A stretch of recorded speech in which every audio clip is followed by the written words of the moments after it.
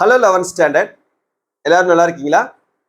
இந்த வீடியோ ஒரு முக்கியமான வீடியோ. 11th ஸ்டாண்டர்டுக்கு தமிழுக்கு, அதாவது ஃபர்ஸ்ட் எக்ஸாம், உங்க தமிழ் எக்ஸாம், பப்ளிக் எக்ஸாம், இதுக்கு ஒரு லாஸ்ட் 3 டேஸ்க்கான ஸ்டடி பிளானர் பார்க்க போறோம். இதை பார்க்கறதுக்கு மேலே நீங்க இன்னும் நம்ம சேனல்ல சப்ஸ்கிரைப் பண்ணிட்டு மறக்காம இந்த வீடியோவை லைக் பண்ணிட்டு பாருங்க. 11th ஸ்டூடெண்ட்ஸ், 11th மார்க்கும் நமக்கு முக்கியம்தான், சரியா? 11th மார்க்லாம் வச்சு என்ன பண்ண அப்படின்னு நினைச்சிட்டு தயவு செஞ்சு படிக்காதீங்க. 11th மார்க்கும் நமக்கு இம்பார்ட்டன்ட். காலேஜில் நம்ம படிக்க போகிறதுக்கு நமக்கு அந்த மார்க்கை கன்சிடர் பண்ணலைனாலும் நமக்கு இது கண்டிப்பாக நமக்கு ஏதோ ஒரு வகையில் நமக்கு நாலேஜை கொடுக்கக்கூடிய ஒரு விஷயமா தான் இருக்கும். ஸோ 11th தயவு செஞ்சு உங்களால் பப்ளிக் எக்ஸாமில் எந்த அளவுக்கு நீங்கள் மார்க் ஸ்கோர் பண்ணணும்னு நினைக்கிறீங்களோ அந்த அளவுக்கு ஸ்கோர் பண்ணுங்க, சரியா? ஸோ அதுக்கு நம்ம சேனல் கண்டிப்பாக உங்களுக்கு ரொம்பவே ஹெல்ப்ஃபுல்லாக இருக்கும். சரி, எதை பற்றி நீங்கள் பயப்பட தேவையில்லை. இந்த பயம் அப்படின்றது ஒரு அந்த வியாதி நமக்குள்ள வந்துருச்சுன்னா மருந்து மாத்திரையால நம்மளால சரி பண்ண முடியாது, இதெல்லாம் ஞாபகம் வச்சுக்கோங்க. ஸோ அந்த பயம்ன்ற அந்த நோயை நம்ம உடம்புல நம்ம மனசுல வர விட்டுறாதீங்க. அது வந்துருச்சுன்னா அது கொஞ்சம் கொஞ்சமா நம்மளுடைய கேரக்டர்ஸை அப்படியே அழிச்சிடும். ஸோ பயத்தை வெளியில வச்சுட்டு உங்களுடைய இந்த படிப்பு மேல கான்சென்ட்ரேட் பண்ணி படிங்க. ஏன்னா நம்ம மேல எப்போ நமக்கு நம்பிக்கை வருதோ அப்போதான் நம்ம நினைக்கக்கூடிய எந்த ஒரு விஷயத்தையும் நம்மளால அச்சீவ் பண்ண முடியும், சரியா? ஸோ நாம இந்த ஒரு வருஷம் ஃபுல்லாக கஷ்டப்பட்டிருக்கோம். அதுக்கான பலன் எதில் தான் நமக்கு தெரியும்? நம்மளுடைய மார்க்கில் தான் நமக்கு தெரியும். ஸோ ஒரு வருஷம் இப்போ கவர்மெண்ட் ஸ்கூல் ஸ்டூடெண்ட்ஸ் இருப்பீங்க, அதுபோல் ப்ரைவேட் ஸ்கூல் ஸ்டூடெண்ட்ஸ் இருப்பீங்க. அதுவும் நம்ம எவ்வளோ கஷ்டப்பட்டு நம்மளுடைய பேரண்ட்ஸ் ஃபீஸ் கட்டி படிக்க வைக்கக்கூடிய ஸ்டூடெண்ட்ஸ் எவ்வளோ பேர் இருப்பீங்க. ஒரு வருஷ காலத்தை நம்மளுடைய வாழ்க்கையில் நம்ம இதுக்காகவே செலவழிச்சிருக்கோம். காசு பணத்தை செலவழிக்கிறது மட்டும் செலவு கிடையாது, காலத்தை செலவழிக்கிறதும் செலவு தான். ஏன்னா இந்த ஒரு வருஷம் நமக்கு திரும்ப வராது.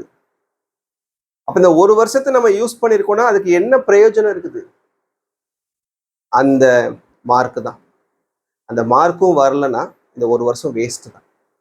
ஸோ அதை மைண்ட்ல வச்சுக்கிட்டு இந்த இருக்கக்கூடிய இந்த ஒரு 25 நாள், உங்க பப்ளிக் எக்ஸாம் ஒரு 25 நாள் நடக்குமா? ஸோ இந்த 25 நாளை கரெக்டாக நீங்க யூட்டிலைஸ் பண்ணிக்கிட்டீங்கன்னா கண்டிப்பா நீங்களும் ஒரு வெற்றியாளராக உங்களுடைய வாழ்க்கையில வரலாம். ஸோ அடுத்து 12th உங்களுக்கு இதுவே ஒரு மோட்டிவேஷனாக இருக்கும். 11th நம்ம நல்ல மார்க் ஸ்கோர் பண்ணிட்டோம், அப்போ இதை விட மார்க் நம்ம 12th வாங்கணும் அப்படின்ற அந்த ஒரு செல்ஃப் மோட்டிவேஷன் உங்களுக்குள்ள வரும், சரியா? ஸோ நம்பிக்கையை வச்சு ஃபாலோ பண்ணுங்க. சரி, ஓகே.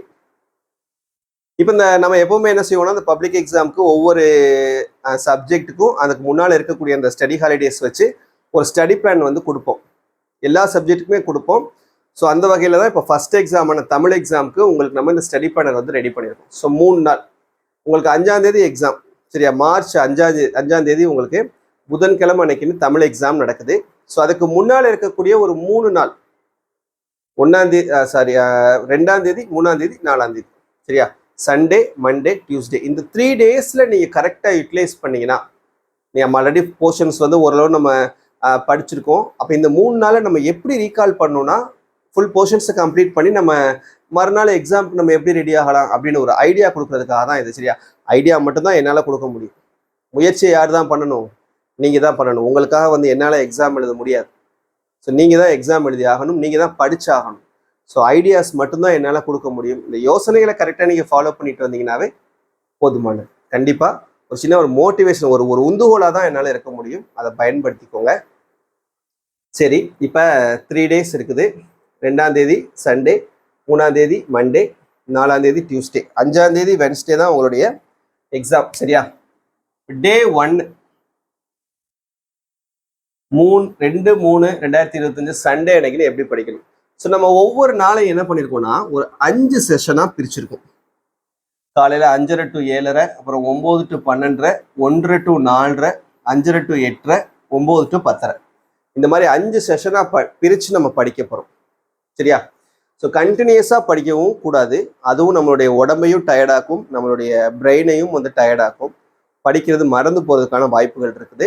ஸோ அதனால் இடையில பிரேக் விட்டு தான் நான் உங்களுக்கு ஷெடியூல் கொடுத்துருக்கேன், சரியா? ஸோ 5:30 to 7:30னா அப்புறம் ஒரு 1.5 மணி நேரம் பிரேக் இருக்கும், அப்புறம் ஒரு 1 மணி நேரம் பிரேக், அப்புறம் ஒரு 1 மணி நேரம் பிரேக்கு, அப்புறம் ஒரு 1/2 மணி நேரம் பிரேக். 10:30க்கு மேலே படிக்காது, தயவு செஞ்சு தூங்கு. மூளைக்கு கொஞ்சம் ரெஸ்ட் வேணும். ஒரு கிட்டத்தட்ட ஒரு 10:30லேருந்து நம்ம ஒரு 5:30 வரைக்கும் நம்ம தூங்குறோம். அங்கே ஒரு 5 மணி நேரம், இங்கே ஒரு 7 மணி நேரம் நம்ம தூங்குறோம். தூங்கணும், கண்டிப்பாக தூங்கு. 7 மணி நேரம் தூங்கி எழுந்திரிச்சு மறுபடியும் ரெஃப்ரெஷ்மெண்ட்டோடு அப்படியே ஃப்ரெஷ்ஷாக படிச்சீங்கன்னா நல்லா படிக்கக்கூடியதெல்லாம் அப்படியே மைண்டில் போய் ஏறும். சரியா? சரி, ஓகே. இப்போ டே 1ல நம்ம என்ன படிக்கணும்? காலையில் 5:30 to 7:30 இந்த டைமில் இயல் 1, 2, 3, 4 இந்த முதல் 4 இயல்ல இருக்கக்கூடிய மனப்பாட பாடல்களை படிக்கணும். சரியா? திருக்குறளும் சேர்த்து முதல் 4 இயல்ல இருக்கக்கூடிய மனப்பாட பாடல்கள். அதுக்கப்புறம் 9 to 12 இந்த டைம்ல இயல் 1, 2, 4 இந்த 3 இயல்லையும் இருக்கக்கூடிய நெடுவினாக்களை படிக்கணும். சரியா?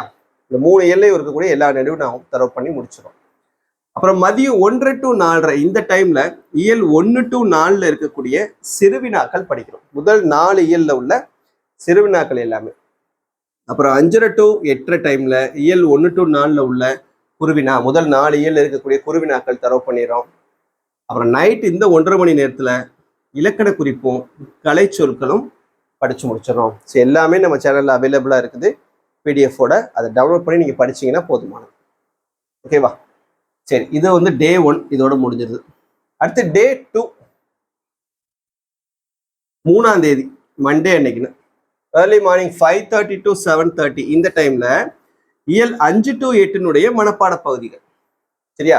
1 to 4 முதல் நாள் படிச்சிட்டோம், 5 to 8 இந்த ரெண்டாவது நாள் படிக்கிறோம். அப்ப மனப்பாட பாடல் ஃபுல்லா முடிஞ்சிருது. அப்புறம் 9 to 12 டைம்ல இயல் 3, 5ல இருக்கக்கூடிய நெடுவினாக்கள். ஏன் 3, 5ல உள்ள நெடுவினாக்கள் அப்படின்னா இயல் 3லையும் 5லையும் திருக்குறளும் இருக்குது. அப்ப திருக்குறளுடைய நெடுவினாவை நம்ம சேர்த்து படிக்கிறதுனால அந்த 2 இயலை மட்டும் 2வது நாள் படிச்சிடும். அடுத்து மதியம் 1:30 to 4:30 டைம்ல இயல் 5 to 8 சிறுவினாக்கள் படிக்கணும். சரியா? படிச்சுட்டு அடுத்து இப்ப பாத்தீங்கன்னா சிறுவினா ஃபுல்லா முடிஞ்சிருச்சு. அப்புறம் 5:30 to 8:30 டைம்ல இயல் 5 to 8ல இருக்கக்கூடிய குறுவினாக்கள் படிக்கணும்.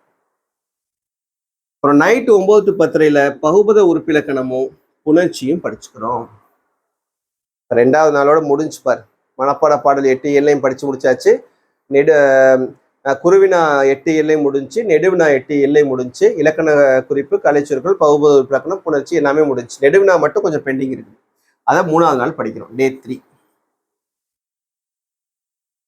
4ஆம் தேதி செவ்வாய்க்கிழமை அன்னைக்கு ஏர்லி மார்னிங் 5:30 to 7:30 இயல் 1 to 4 மொழிப்பயிற்சி கேள்விகள். அப்புறம் 9 to 12 டைம்ல இயல் 6, 7, 8 நெடுவினா. சரியா? இதோட எல்லா இயலையும் நெடுவினா முடிஞ்சு.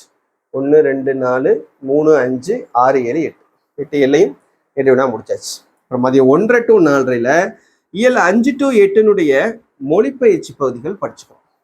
இப்போ மொழிப்பயிற்சியும் 8 இயல்லையும் என்ன பண்ணியாச்சு? முடிச்சாச்சு. Full portion completed.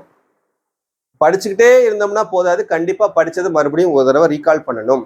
அதுக்கான டைமிங் தான் இந்த 5:30 to 8 9 to 10 மறுநாள் காலையில எக்ஸாம் அன்னைக்குன்னு ஏர்லி மார்னிங் எந்திரிச்சு ஒரு 4 to 8 வரைக்கும் ரிவைஸ் பண்ணுங்க. சரியா? இது ஒரு 3 மணி நேரம், 4.5 மணி நேரம் பிளஸ் ஒரு 4 மணி 8.5 மணி நேரம் நம்ம ரிவிஷனுக்காக யூஸ் பண்ணிக்கிறோம். அப்போ 8.5 மணி நேரம் நம்ம மறுபடியும் ரிவிஷனுக்காக யூஸ் பண்ணோம்னா ஃபுல் கான்செப்ட் மறுபடியும் ரிவைஸ் பண்ணிடலாம்.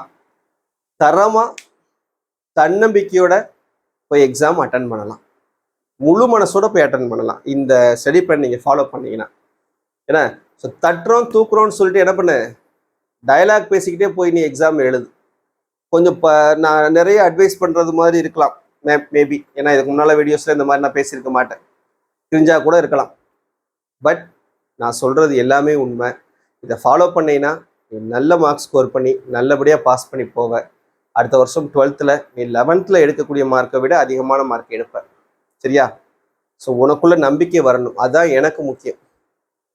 முடிஞ்சா நேரில் வந்து ஒவ்வொருத்தர் வீட்லையும் வந்து கூட சொல்லிடுவேன். பட் அதுக்கான பாசிபிலிட்டி கிடையாது. அதுக்கு பதிலாக தான் கடவுள் வந்து இந்த யூடியூப் அப்படின்ற இந்த ஒரு மீடியாவை நமக்கு கொடுத்துருக்காரு. இது மூலமா லட்சக்கணக்கான பேரை போய் சேரக்கூடிய ஒரு வாய்ப்பை வந்து நமக்கு ஏற்படுத்தி கொடுத்துருக்காரு. முயற்சியை நீ செய், அதற்கான பலனை கடவுள் கொடுப்பாரு. போடா, ஆண்டவனே நம்ம கூட இருக்கான் அப்படின்னு சொல்லிட்டு அடுத்தடுத்த ஸ்டெப்ஸை நோக்கி நாம வந்து மூவ் பண்ணிக்கிட்டே இருப்போம். புரியுதா? தேங்க்யூ.